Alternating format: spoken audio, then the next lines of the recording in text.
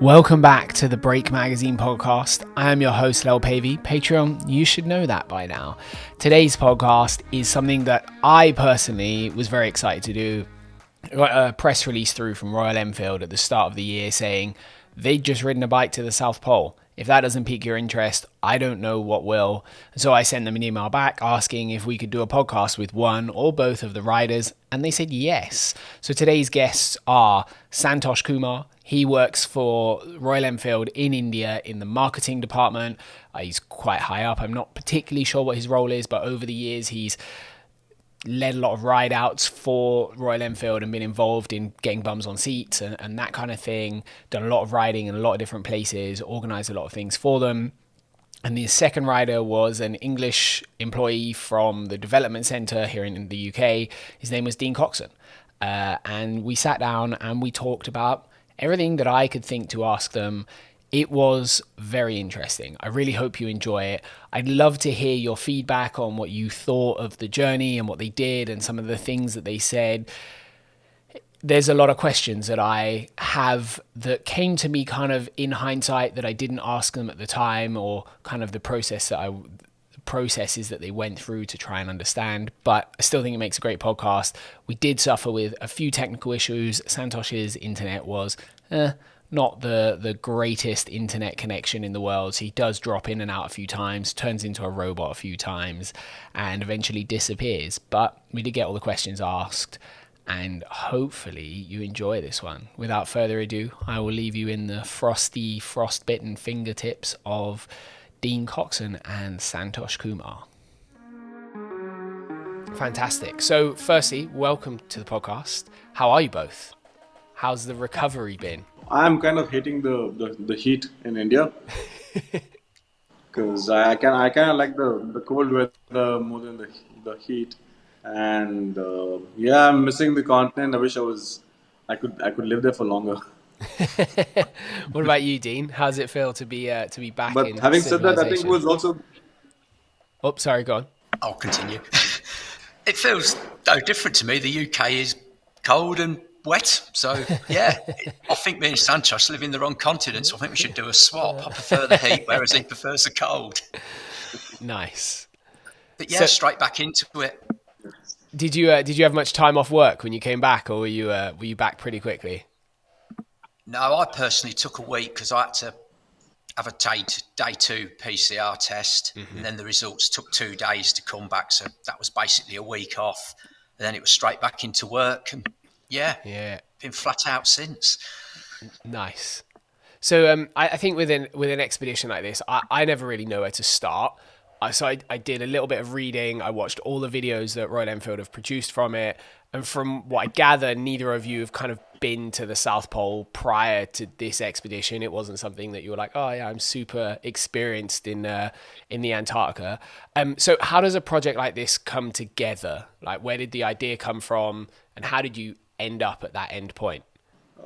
so the idea came for us like usual in the Himalayas. So in 2014, we tried to do a ride in the winter in the Himalayas, and we slapped on a few. I mean, put on some snow chains on the motorcycles and tried to ride across a mountain pass, and we faced a lot of difficulties. And there was also a Japanese gentleman with us. Name was Hide Okamoto back then, who told me uh, of a person who's attempted to ride the motorcycle in Antarctica. And one thing led to the other. There's always at the back of the mind you had this as a dream. Then I saw an article regarding Arctic trucks and the number of times they cross the continent. And then I was thinking if a truck could do this, a motorcycle can do it. And then I spoke to them. I asked them if it's feasible to ride a motorcycle in Antarctica, and it was a vehement yes, that yes, we can do it. So we did 2 rounds of testing in Iceland, and Dean was there on the second round of testing also. And we put together with basic minimum mods, we managed to get a motorcycle that could ride on ice and snow. So before doing this, This is kind of the kind of thing that I think for most people will be quite an intimidating adventure. It's probably quite difficult to ride in the snow. My experience of riding in snow is that it's really difficult on a normal bike without any modifications. It's really slippery and it's hard to do. So how much adventure riding or off-road riding have you done before you decided to do this trip? I'll ask kind of both of you that question. Okay, so I had all the motorcycle rides and expeditions for Royal Enfield, and I've been doing this since 2009. So we've done a lot of rides in the Himalayas, a lot of off-road riding, and we've done a ride to Lomanthang, the Tibet-Nepal border. We've done a motorcycle ride to the Everest base camp on the Tibetan side. We do a lot of rides in Zanskar and pretty much. But the Himalayas is a home ground. That's where we learned to ride off road. Yeah, Actually, there was nice. no training as such. Yeah, so that's where we pretty much learned to ride. And we also did a couple of rides called the Whiteouts, which we did in the winter in the Himalayas. So we had some kind of experience on how the motorcycle is going to behave in ice and snow, but not the kind of uh, not the kind of terrain that would find in Antarctica, where it's with just ice and snow and there's no traction. Yeah, nothing So for that, underneath. for that, I think we were really lucky to have those two tests in Iceland on the glacier in Yeah, Langjökull, and that came in handy. yeah, yeah. So I think I what my experience of this kind of stuff as well is that I was very lucky to do a ride to Lomontang as well a few years ago, Oh, and one of the things I noticed really straight away was that the experience that people in Nepal and India have riding motorcycles is very different to what you have when you grow up riding in Europe. So, like, what you would consider like a normal road once you leave the city is completely different. So, I think yeah. with you, Dean, had you done much adventure riding or off road riding before, or are you kind of grown up as more of a street rider? I've grown up more as a street rider, really, which was pretty much on vintage motorcycles, Yeah, which possibly have the same handling as this bike on the snow anyway. Um, no, I'd done one previous off road experience for another project with Royal Enfield up in the Arctic Circle about 3 years ago, which was riding on a frozen lake for a week. And then I did the 9 days testing for the second trip into Iceland. Other than that, my off-road experience has really been with 4x4s. I did competitive trialing for 10 years, which has sort of given me a understanding of how to sort of read the ground. yeah. And I think they both obviously played hand in hand because we succeeded. So Yeah, yeah, and I suppose that's kind of one of the most underappreciated things of being able to ride off road is knowing how the mud and the dirt and the rocks and so on react when you ride over them. Do you know that same feeling through like a steering wheel or a handlebars? I think is quite translatable. So I think my other question with this is, did you go into this and kind of try and solve all the problems yourselves, or did you find a company to help you do it? Because one of the things I didn't realize you could do before I started watching any of this stuff was that there are companies who do expeditions to the Antarctica. I kind of was just like, oh, that's a place no one goes unless they're crazy. But actually, it's a thing where you can do like a organized expedition. So, did you ever try to do it yourself, or was it always to go with a company from the start? Oh no, the idea was to go with the Arctic trucks from the beginning, because the only way to get across. So we started off from Novo and went all the way down to close to the Ross Ice Shelf, which is in itself about 3,500 kilometers, and then we had to go back from the South Pole to Union Glacier. And to cross this kind of terrain, you need Arctic trucks. They are pretty much the only company in the world that operates wheeled vehicles on the continent. And they're also the experts, right? Like, for instance, we had no clue on camping and how to survive in cold conditions. So without them, this would have been a suicide mission. And so the idea was to always use them as a logistics partner. Yeah. And also because they're the only ones who know the GPS tracks on the continent. There were paths that we had to take through mountains that are full of crevices, and they're the only ones who could safely get us through that. I think that's one of the things that, like, from the outside, you have no concept of. Like, I have no concept of what the terrain is like on the ground. I've seen that small Wikipedia article about, I think is it Shinji Kazama, the Japanese guy that rode Yeah. to the South Pole, but like you have no Yeah. context of how you get there or how you do this. What are the biggest limitations that you have when you're trying to cross the Antarctic? You said it's 3,500 kilometers. If that was Europe, the biggest problem, there is no big problem in most of the world. Sometimes you need to find petrol, but where do you find petrol in the Antarctica? Like where? How do you solve all of those problems? How do they do it? So I think since 1987, Oh, sorry. people have been scientists who, I'm sorry, since 1987, I guess. I think there have been a lot of private expeditions in Antarctica. Plus, there are plenty of the scientific research stations who all need fuel. So, there are companies that are completely devoted to making sure that fuel is available on the continent. So, what they do is they move fuel from the coast, drag it with those huge tractors, and they kind of bury it in the ice. So there are huge fields there that have drums of fuel, and they're all marked with a GPS. So you and when you're driving across, I mean, we used a lot of fuel. We had two, one 6x6 and one 4x4 Toyota Hilux. So we were using a lot of fuel, and then we would go to these fuel depots, and then we would uh, pump out the fuel from the drum into the tanks as well as the spare cans that we had on the trucks. And you couldn't even leave those empty trucks behind. So empty drums behind. So you would cut them up and put them into. I mean, try and make small pieces, put them in one drum because you can't leave anything behind after you've used it. So yeah. So in your question as to, I think the fuel was not fuel is sorted for. I mean, like yes, you need to work hard to dig the snow out and then pull the barrel out. But I think the most difficult part of crossing the continent is getting the right weather. So we had very good weather when we were not doing an attempt, and when we tried to do the motorcycle attempt is when we got bad weather. So when I say bad weather, it basically means strong winds, sometimes up to 100 kilometers per hour, and they just pick up the snow drift, and Yeah, right. everything is to 2D. You can't orient yourself. Uh, Plus, it's really cold. It's stinging, and on a motorcycle, within 20 minutes or 25 minutes, you're completely frozen. And so I think the cold was the biggest battle, plus visibility.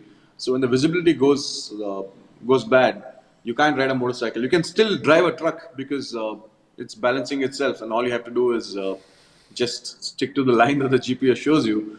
But on a motorcycle, when there's no visibility, and you know that there is nothing that you can hit because there's nothing there. But in spite of that, your brain will not let you go on throttle.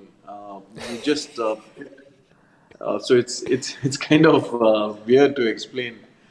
You know there is nothing out there, but you still are not going to commit yourself to twisting the throttle. So Yeah. balancing becomes a big problem. Yeah.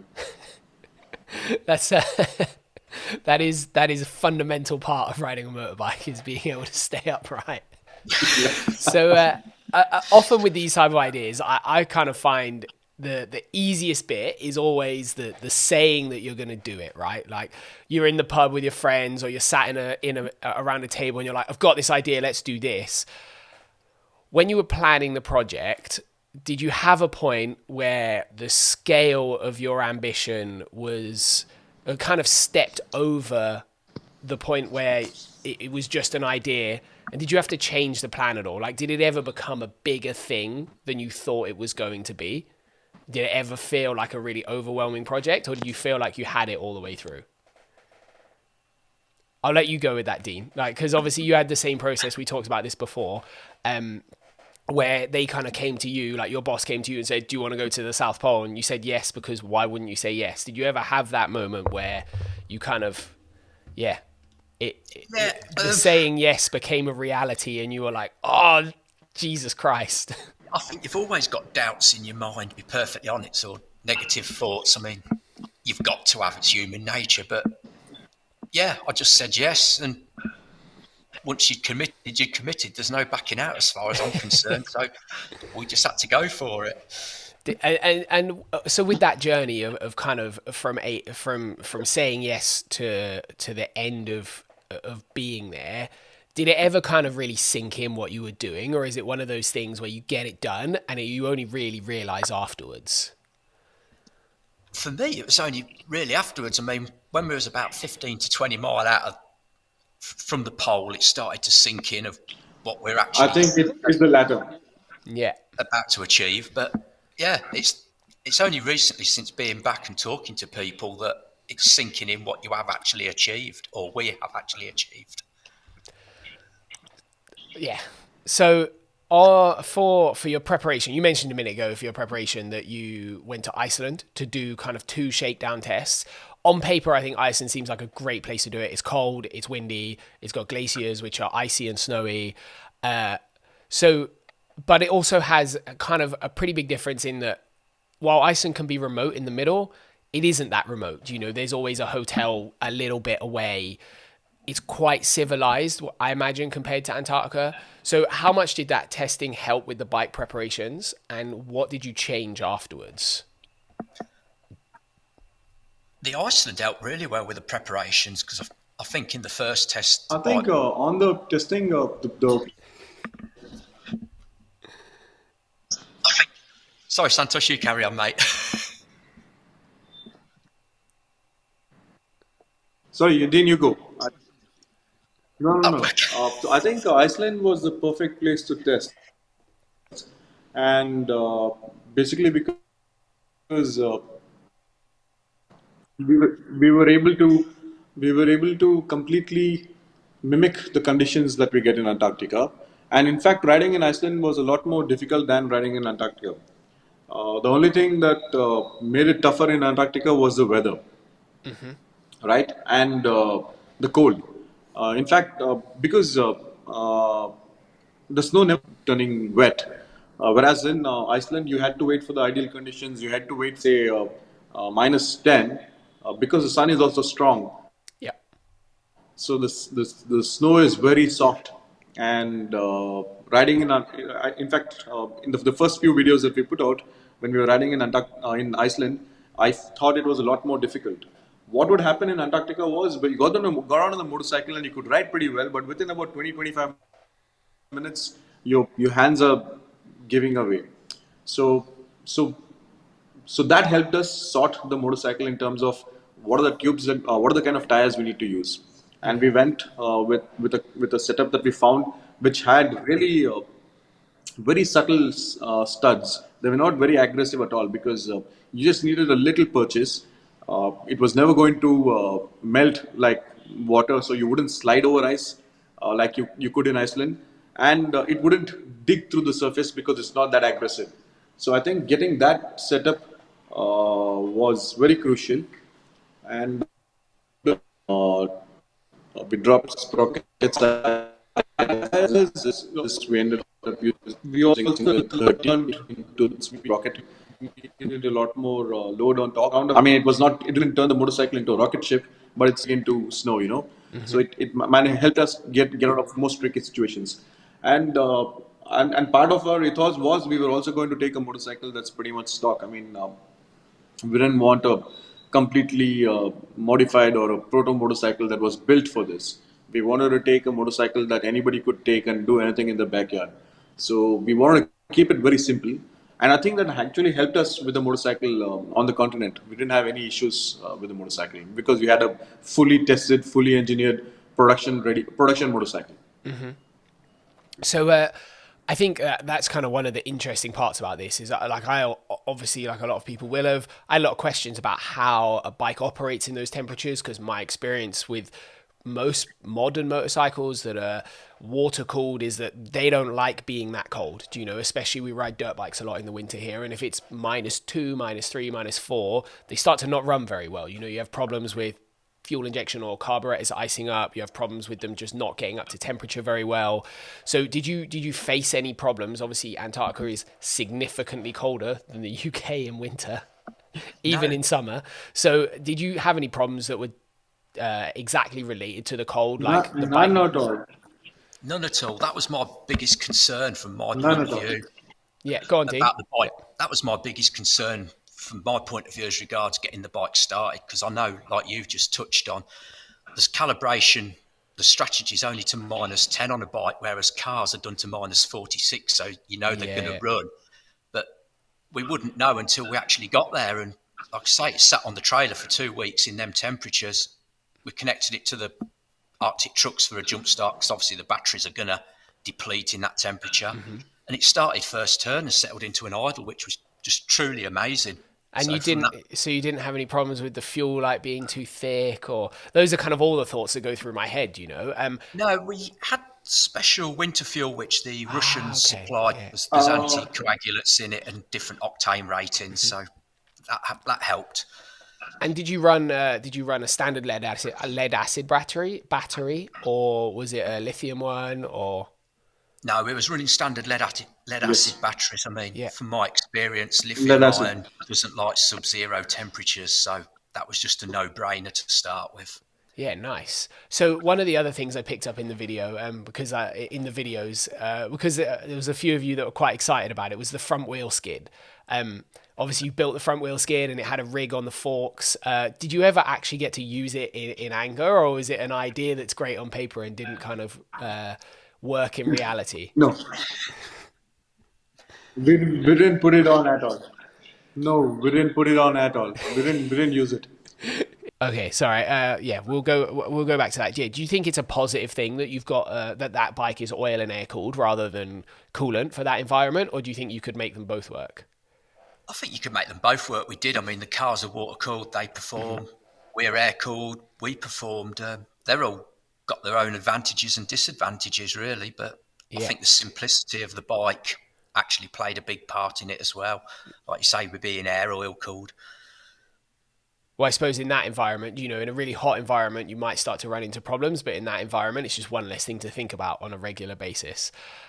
One of the other things that I recently came across, and it really surprised me, a friend of mine just rode the Dakar, and his bike is obviously designed to work in really hot environments. And where the Dakar is now in Saudi Arabia, they have the opposite problem. It's winter in the desert and it's quite often really cold, and they've built this bike that's designed to deal with super hot temperatures. So really struggle to get it up to operating temperature. And they found that because the oil never gets up to operating temperature, they get fuel leaking into it, which creates a bunch of other problems. Yeah. Did you change the oil in the bike at all to solve that problem, or do you just run stock oil? No, the oil viscosity was changed. We went to a 10W30. Personally, I'd like to have gone to a 0 viscosity, but that was just not available in Africa. Yeah. Obviously, they don't need thinner oil out there. We removed the oil cooler because it's not going to require that out there. What do you mean? It's so warm. Plus, to me, it looked quite vulnerable sat on the side. I've never known one to be knocked off, but we didn't want to take the risk of damaging it and putting oil onto that environment, so that had to come off. And I suppose as well in that environment, when things are that cold, I imagine they break even easier than normal. Do you know little things like handguards? It wouldn't take much for an aluminium handguard or an oil cooler bracket to just break for no reason. Do you know? No, you get an awful lot of embrittlement with the plastics and some of the metal. I mean, handguards did break. Yeah. And I suppose that's to be expected. So, I mean, as for the fuel dilution of the oil, we don't know. We weren't monitoring that out there. You can't monitor it. So, and I suppose as well, a lot of that comes because on Dakar they're doing such big mileage that's when it becomes a problem. Do you know they're doing 800 to 1,000 kilometers in a day, and the oil capacity is really small on one of those bikes. So it's a different environment, but it was just something I'd never come across before. I never really heard of. I found it really interesting that's something that they've had to change massively, and they've run a really wide, much thicker oil than they normally would. Thicker, I can't remember. I think they go to 1560 from 1040. So thicker. Okay. Yeah, but I suppose because it's the operating temperature that's the problem, not the other way around. So, Santosh, I don't know if you can hear me okay, but when I was watching one of the videos... Yeah, they're running very hot. Yeah.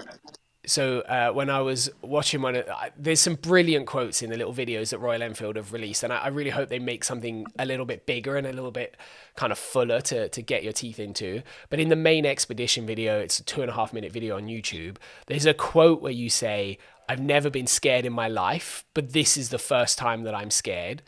What was the reality of Antarctica like compared to your preconceptions? Uh, actually, I think I was worrying a lot more than I should have been worrying. I was stressing a lot more about how I would operate under really cold temperatures. How what would it mean to be traveling 30 hours constantly? I think the fears were. Uh, I think I kind of built them up in my mind because I had to overcome them. And when I reached Antarctica, I just thought I was worrying a lot more than I should have been worrying, but which was a good thing because Yeah, it yeah. felt everything felt a little more easy.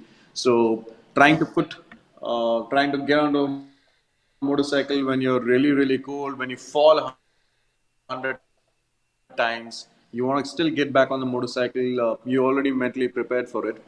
So I think I was also very scared about how I would handle minus 35 or Yeah. minus 36 because but then I realized with the right kind of equipment, you can beat the cold. And apart from my fingers, which were pretty much frozen stiff, because that's the one piece of equipment that didn't work for me. None of the gloves did. I think everything else, and we spent such a long time traveling across the mountains, and the falls. Yeah, most of them were pretty harmless. There were a couple of them where the leg was strapped onto the motorcycle. That was a little scary. The nearest hospital is some 5,000 kilometers away. You're not going to get any medical attention. So that was the kind of fear that you had. So, But it was, I think. Sorry, go on. no, no, no, you continue. No, I think it was once we got on the continent. I think the fears kind of melted away a little, and there was mostly enthusiasm uh, every day. Yeah, nice. So, Dean, as well, in your rider profile video, I think there's also some great moments. They've done a really nice job of putting that together. Um, and I think my favorite question that they asked you was, "Are you fit enough?" I think that's quite a patronizing question to ask someone personally, especially because it doesn't, you don't look like an overweight, out of shape dude. I've often found though that when I've been in those cold weather environments and you've got a little bit of altitude in there, whether you're going skiing or you're traveling through the Himalayas, something like that, it is significantly more draining than you would expect it to be. Do you know, even 0 degrees in that environment on a motorbike can be really, really hard work. How physical was the actual riding that you had to do when you were there? How physical was the environment? And did it surprise you that it was like that? For me, it was as physical as I'd mentally prepared myself for. What I hadn't prepared myself for was, despite saying I was physically prepared, how doing the simplest job just tires you out so easily with the lack of air and the altitude. And so, what kind of altitude were you actually at? Because that's one of the things that surprises me is that I always think of Antarctica. You see the pictures on TV, and there's just like a shelf of ice, and then it just looks quite flat, and sometimes there's a few mountains. But that can be quite deceiving in terms of like your rise above sea level. Yeah, I think Santosh will correct me here if I'm wrong, but I think the actual pole is at 2,700 metres, where on the Yeah, way up to there, we reached an altitude of 3,700 on the plateau. yeah, yeah, And, and with the lack of oxygen, because the air's so thin, that really did play a part for me. I felt yeah, yeah. considerably unwell at Well, and I times. suppose we That's live in the UK where, for the most part, you never get 300 or 400 meters above sea level. We call that a mountain. So, Yes. yeah. I mean, anyone that's been skiing in France, if you go to the top of the mountain, it's suddenly very hard work to do even the most basic things. I'm sure for Santosh that's funny because he lives near the Himalayas. Yeah, but I think he'll step in Yeah, here and say about the oxygen thickness. I mean, yeah, there is more oxygen, Santosh will say, in the Himalayas compared to what there was there. yeah. Okay, because it's cold, I suppose that probably makes quite a big difference. And yeah, wow, that's something I wasn't expecting. Do you know when you think of Antarctica, you think that -40 is a problem.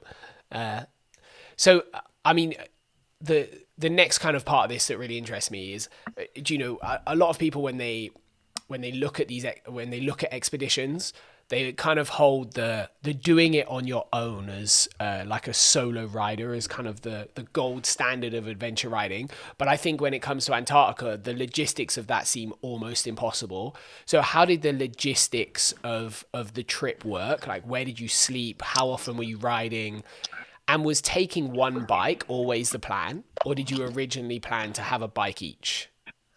No, we'd always planned to have one bike, just one bike. We took two bikes, one as a spare, but we would swap the riding. I mean, you couldn't put a time scale on each rider saying you are going to ride for an hour and then we swap, because everybody's body reacts different. The temperature and the environment changes so rapidly out there. So you just rode until you personally felt this isn't quite right, and then we'd swap. So what was the kind of living situation across the whole trip? Were you driving for really long stints, or were you just driving like it was a normal day in your own country, where you drive in daylight hours and then sleep at night?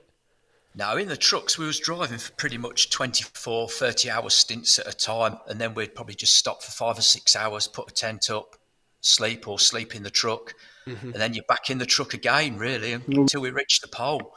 So that sounds like hell. In all honesty, I think Santosh said you had a 6x6 and a Toyota Hilux, right? So I assume there's four of you in a Toyota Hilux. There was three of us in each vehicle. Okay, yeah. So even so, with all the kit, it's probably pretty cramped in there. You know, a Hilux is not small, but it's not a big vehicle, and No, it was pretty cramped, but it was comfortable. We managed, just made the best of a bad situation, really. I mean, yeah. And so, how many days did it take you to, or how long in time? I suppose you're not measuring it in days anymore.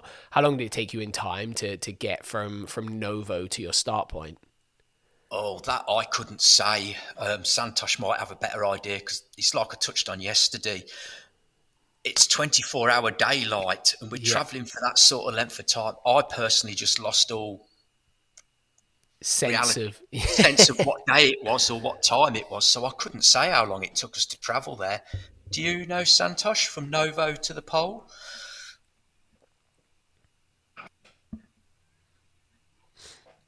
Took us 9 days from sounds like an out of tune guitar, doesn't it? 24 plus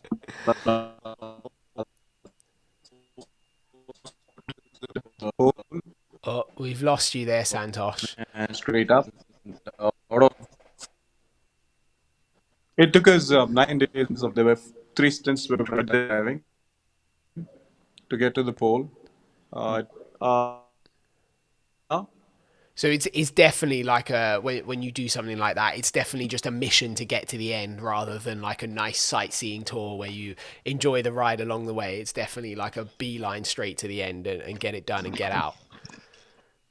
It is, yeah. There's no sightseeing tour, because, I mean, it's completely featureless. Yeah. It's only around the coastal area. You've got mountains, mountain peaks and hills sort of sticking through. But once you get, I'd say, 80 to 100 mile inland from the coast, it's the equivalent of driving from here to Sicily. Yeah. Just on snow and ice. We're just flat. There's no birds. There is nothing. It is just flat with the horizon in front of you. Yeah, wow. So, what's the experience of camping in that environment like? Because camping, if you get it wrong, even in 10 degrees, is a miserable experience. But if you get it right, it's quite nice. So, how does the setup in a tent in the Antarctic work, and what's that experience like? For me, it was hard. I'm more of a 4-star hotel type person. I don't do slumming it. But no, it was okay. I mean, the tents were like a conventional tent. Obviously, they were designed for the Arctic. There was no insulation, because that was relying on the sun to warm the tent up. Yeah. I mean, initially getting into the sleeping bag was cold for the first 5 or 10 minutes, but with the sun and your body heat, you soon warmed up, and you found you was taking layers off through the night, or the day as it would be. But the initial plan was to sleep during the day, which is when the sun was at its hottest for us, to warm the tent up quicker. Yeah, nice. So there's a myth that kind of permeates camping world, which I'm never quite sure if it's true. In my experience, it doesn't work. When you sleep in a sleeping bag, were they suggesting that you like wear full clothes until you're warm, or were they along the lines of sleep naked because the sleeping bag works better? they pretty much left it up to us. All they said was don't sweat, because obviously if you get too hot and start sweating, It then the sweat freezes. freezes and then you become cold. So I can only speak for myself. I got in with my clothes on till I started to feel warm and comfortable enough to take a layer off, and just went through the night taking layers off as I felt necessary. Yeah, nice. And But some nights we just slept in the truck because it was easier than to try and put the tent up. yeah, and did they Save time. did Arctic Trucks provide all the kind of camping gear as well with the sleeping bags and so on, or was that stuff you all kind of sourced yourself? No, that was already provided by Arctic Trucks because they've got the experience in that field. So I'm sure you can kind of both answer this together if Santosh kind of comes back a little I bit. think that's On a technical level, I think riding a regular bike in snow is really difficult. You know, whenever I've done it, I've never done it with studded tires, but it takes a lot of skill and practice, and it's something that Nordic countries spend a lot of time trying to figure out. Say like the Swedish Army, I know they've got specialist bikes with side skids on them, and they use spiked tires a lot. But it takes a long time for people to get their head around. And there are times in the videos that I saw where the riding looks really straightforward, the ground's quite packed, and you seem to be making good progress. And I think you said in a few times you're kind of able to do 25, 30 miles an hour on it. And there's times when you get little glimpses of there's a bit of fresh snow and it goes all white out. Was the riding challenging for you? Did you enjoy any of it, or was it just a constant slog? I personally enjoyed all of it. It no. I was, enjoyed riding. Like Dean said, there were times when you were doing about 50 kilometers an hour. Yeah, you have to Oh, be sorry. alert. You're physically fighting the bike. You can't relax Uh, at all, I even mean, when the I think I ground. have some network. I'll just go now. And okay, no problem. Thank you, Santosh. Yeah, you're physically fighting the bike constantly, even on the compacted ground. You can't relax. I mean, it looks hard, but you're constantly fighting the steering, feeling how soft or hard the ground is. I mean, you get to points where there were the sastruges, which is the snow that's blown across the yeah, compacted track. You could come to one of them. I found it easier for me just to throttle off, let the front wheel hit it, and then you could feel, oh, this is soft. I then allowed the engine revs to die, Yeah, and you could power your way through it using your feet as well. But then you'd probably go 5 meters, hit another one, and it was just like hitting a brick wall. The terrain changed so rapidly within such a short distance, you yeah. just couldn't really read it. So is that something that got better as you rode further, or was that something that is just you get this a little bit in sand where you can kind of learn what it's going to do, but sometimes it's a bit of a lottery as to how the sand's going to react. I Did would you? say midway through the riding, or through the actual journey, it become like that where you could read Yeah. what the ground was going to do. The first part of it was heavily drifted, and the last part, it was weird to me because I did the very last part of the ride. It felt like you was riding on slush. It gave that sort of feeling. It was hard to explain. Now, whether that was tiredness creeping in as well, but it was the last section for me that was the most demanding. Yeah. And so you've both talked about only doing quite short stints. I read this before that it was between like half an hour and an hour on the bike. What was the reason for it being that way round? There's several reasons, really. For me, I did the first part through the Struges. That gave my shoulders a real pounding to the point where you felt, I just can't hold this bike up anymore, which is when we swapped for the first time. And like Santosh said, it's then the cold. The cold just gets to you, and you try and push yourself through it, and it just gets to the point where enough's enough. You've got to get in the truck and warm up again. I And mean, so what gear did you use to ride in? that was left. The gear was left up to the individual. Really, there was recommendations, but from a personal point of view, on my lower body, I had a merino wool thermal base layer on, a set of winter over trousers, and then I just used some Arctic Rucker riding trousers. My top half was, like I say, merino wool base layer, a t-shirt. I had a heated jacket, and then my conventional Dainese riding jacket that I'd ride over here with. Yeah. Okay. Yeah. That that worked really well. It's the extremities, it's the gloves that didn't work. Yeah. and the heated socks, they just did not touch that temperature at all. And did you ride in normal motorcycle riding boots, or did you have kind of snowmobile boots, or?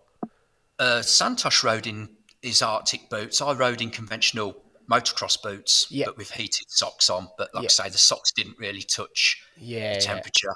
I Yeah. was more concerned really of riding with the motocross boots just for your ankle support if you come off, because like Santosh says, you get trapped under the bike several times. So I didn't want to break an ankle out there because, like Santosh said, it's 5,000 kilometres to the nearest hospital. That is a remarkably smart choice, Dean. Yeah, It seems I've like got to the, a great life choice. yeah, I've got to the age where I know it hurts. Yeah. Well, and just Personally, the so awareness of the problem, I think, is an important part of any kind of adventure ride, really, isn't it? You know, as soon as you're more than 100 miles away from a hospital or an ambulance or a helicopter, it's a problem, and you yeah, need I to mean, need to be aware of that. I took several lots of kit really because sort of tried to prepare for every eventuality because you just don't know what to expect. Yes, it's minus 32, you get minus 50 with a wind chill, but how cold actually is that, and how does a bike kit perform? We've never tested. Oh, I've never tested it, so Yeah. yeah, I sort of try and preempt that and And so keep some sort of movement. And so did the guys from Arctic Trucks, do they have like specialist super cold winter gear, or is it just that they like live and work in, or is there something else going on there? Because I've seen, like, I watch a lot of outdoor kind of people, and you see a really big swing of it from people just wearing like a big heavy coat to people, Inuits live in furs, and kind of the people that do dog sled racing have quite specialist kit for the job. Yeah, they pretty much had the same kit as us. We all went to the same clothing supplier in Iceland, and as you probably saw from the Parkers, we all had them. We all pretty much had the same clothing, but well, I personally sort of became acclimatized to that temperature, and you started to find that you didn't need all that clothing. It's like on the end of the journey when we got to Union Glacier at Christmas, even though it was -7, you was walking around in a t-shirt Yeah. because it felt warm to what you had been in. That's crazy that you kind of can adapt that far. Do you know? You Yes, can you can see how yeah, people get comfortable living in those environments. yeah, you can't get too comfortable. You've got to be mindful out there that it is a harsh environment and Yeah, it's going to bite you back. I mean, any exposed skin out there, you're going to get subjected to frostbite. End yeah. of. So, did you find that being on the bike, those kind of things started to wear at you? Like I've often found in the desert, like your lips get really dry and your nose sort of burns and so on. Did you have any problems with that? I personally didn't. I had a balaclava on under my crash helmet, which Yeah, was long smart. enough to tuck under my jacket, which covered my mouth and my nose, and then with the goggles on over the top, sort of sealed it. I mean, the only problem I had then was obviously your breath, the moisture out of your breath freezes onto the balaclava and becomes misshapen, which is it's just uncomfortable. Yeah, yeah. So if someone was sat here listening to this podcast and they're kind of inspired to repeat the trip, what are the lessons that you learn that you would take if you were going to do it again, or you were going to advise someone else on how to do it? I have never thought of that question, be honest with you. I would say if you get the opportunity to do it, do it. You know, you only live once, and this is a opportunity of a lifetime. And But if you were going to do it again, what would you change in how you kind of prepared, or the kit you took, or your kind of experience through the journey? for me, I'd personally take some sort of wash facility. As silly as that sounds, that's the bit that got to me, was not being able to have a wash. Yeah, okay. So did you was there any point in the whole journey where you kind of got to wash, or was it for until you got off Antarctica? There was a point at the South Pole when we arrived at the pole on the initial journey up. They gave us a washing up bowl out of their kitchen with some warm water Yeah. because I'd got covered in diesel prior to that from filling the trucks up. So Oh, blimey. Yeah. which, which just added to the misery at the time. And there's proper warm showers at Union Glacier, so you can start to feel human there. Yeah, yeah. But the other thing I changed is the food. I mean, Yeah. we had we had the freeze dried ration packs. They was not the best. I think towards the end, well, not towards the end, early on, you found I can't eat this. So I think me and Santosh were fighting over the peanuts and crisps that are in the packet, and we just survived on them, really. Yeah, okay. I mean, that's always quite a wearing thing, isn't it? When you eat ration packs for a long period of time, they're okay for a day or two, but after time, they start to wear on you a little bit, and just the repetitiveness and the saltiness and the lack of Yes, green things start to eat away. Or they eat away at me anyway. yes, they certainly did me. I just couldn't eat it. So this was a question I originally had for Santosh. There's some. I think it's a shame that there isn't a longer video at the moment because there are some fantastic little sound bites in all the videos. There's a quote that he said about living life not existing being a great one, and you've kind of touched on it that you only live once. It's something that if the opportunity arises, you have to say yes to. But what I'd really like to hear, I don't know if you observed this. There's a little video clip where the cameraman is filming Santosh and he's just fallen off the bike and he goes, "Put the bloody camera down and help me pick the bloody bike up." Can you tell the story behind that and what the emotions that you were both going through in those moments? I think that particular clip was done in the first Icelandic test, so I Ah, wasn't okay. there to be able to comment on that. But there are several. I mean, I've not seen the clips myself yet. There are several instances like that when we was doing the run, but it was just at the point where the cameramen did put their cameras down and they just got out to help us pick the bike up because of Yeah. the altitude and there you just physically can't do it yourself. And the weather front was moving in, so we was up against time as well. So And did you find that that became quite a stressful thing? Like did you get stressed about having to drop the bike and having to pick it up and knowing that you've got to keep moving because the weather's coming? no, I mean, if you're going to come off, you're going to come off. I think I fell off 5 times in total. I mean, four I'd almost come to a standstill and Yeah. just toppled. There was one where I got a bit complacent because you was travelling at 20 to 25 mile an hour on average, and the ground just becomes so good. The speed increased without you knowing. I think it was around 30, 35 mile an hour. I had a bit of an off. Yeah. The So what? bike went the bike went right, so I corrected it left, and I think at that point the front wheel dug in and it just high sided me off the back. Yeah, okay, that kind of classic, almost like a sand crash where it kind of weaves a bit and then, Yeah, that ended up with me pulling both my groins, so I yeah, couldn't get on the bike for some considerable time. But they dosed me up on the old painkillers, and yeah, later on I nice. got on. And so when you get to the end point, was it a feeling of relief that you'd made it, or was it a feeling of kind of elation that you'd achieved this thing that you'd been working towards for quite a long time? I think it was a feeling of elation, as you put it. I mean, we have done. It wasn't relief because it was an amazing experience, and you Yeah, wasn't willing it to end. But yeah, it was elation. We had actually accomplished what we'd set out to, not only from a personal achievement, but from what the company Royal Enfield has achieved on this bike. It was just immense that you could get a stock bike, basically, that is that's not the most sophisticated, and do that trip with it. yeah, yeah. And when you were in the actual riding phase, you're talking about it being super cold. You're only able to do an hour. I'm sure mentally over time that does start to grind on you. Did did you find that you were enjoying it, that you were excited to get back on the bike, or was it always was the tiredness and the cold and the fatigue turning it into a bit of a grind? No, it didn't turn. Well, for me, it didn't turn me into a grind at all. I mean, you could look at it as apart from an experience, it was a job as well. We was employed to go out there and do it, so it had to be done. So I Yeah, had no choice but to get on and ride. And but no, I wouldn't say it was a bind at all. I mean, the only bit that became painful was the very last 15, 20 kilometres after I'd pulled my groins because yeah. I couldn't even lift my legs up to get them on the footrests. It hurt, so I just rode with my legs hanging out the sides, basically.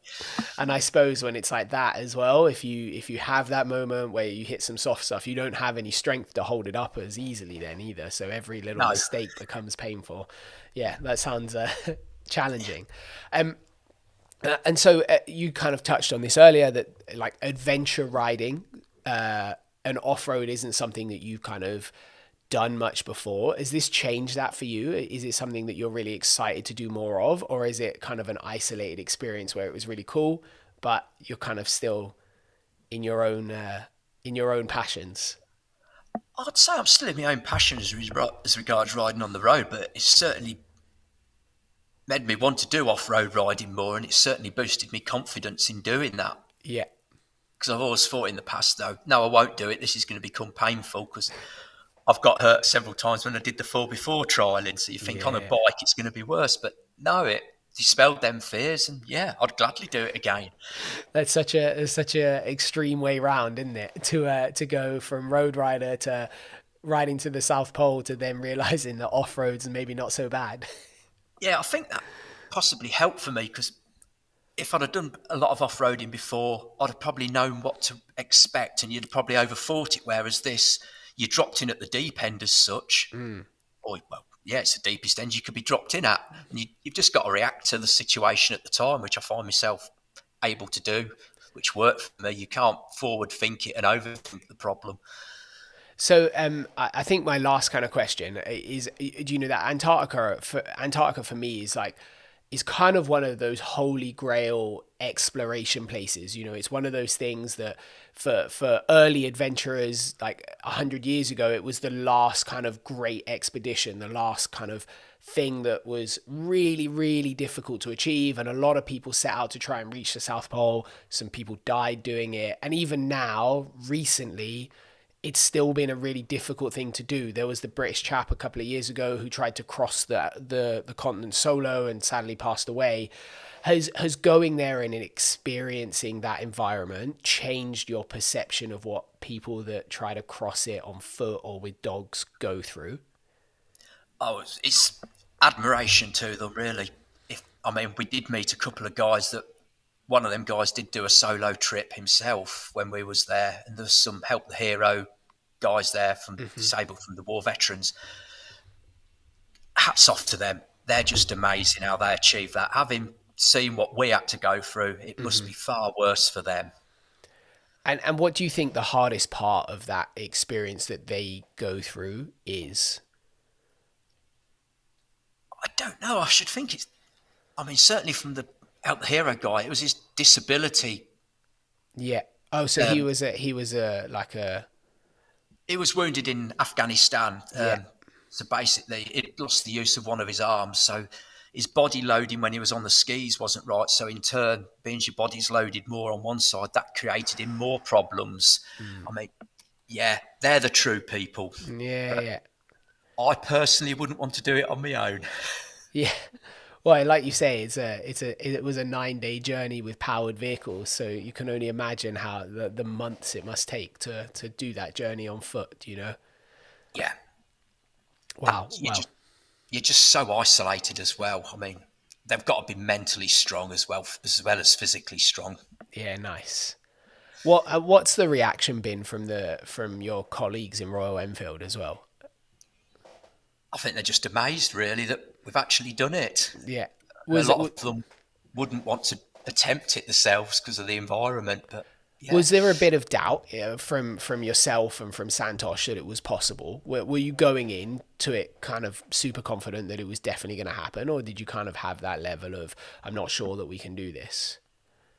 I never went in with a negative view of it, really. My biggest concern, like I touched on earlier, was the bike starting. If I knew if we get the bike started, we're in for a good chance. And once it fired up the way it did, then yeah, no Yeah, questions. nice. I'd never even prepared myself or thought about it really for failing. It wasn't an option at the time because Yeah, the yeah. way I looked at it, I've been given this opportunity. I've got one attempt to do it. It's not like if we didn't do it, they were saying, "Oh, we'll come back next year." That would have been it. So there was no question of failing in my mind. I Yeah, don't yeah. know how I don't know how I would have coped personally if we did fail because I hadn't prepared myself for it, and I still wouldn't know now.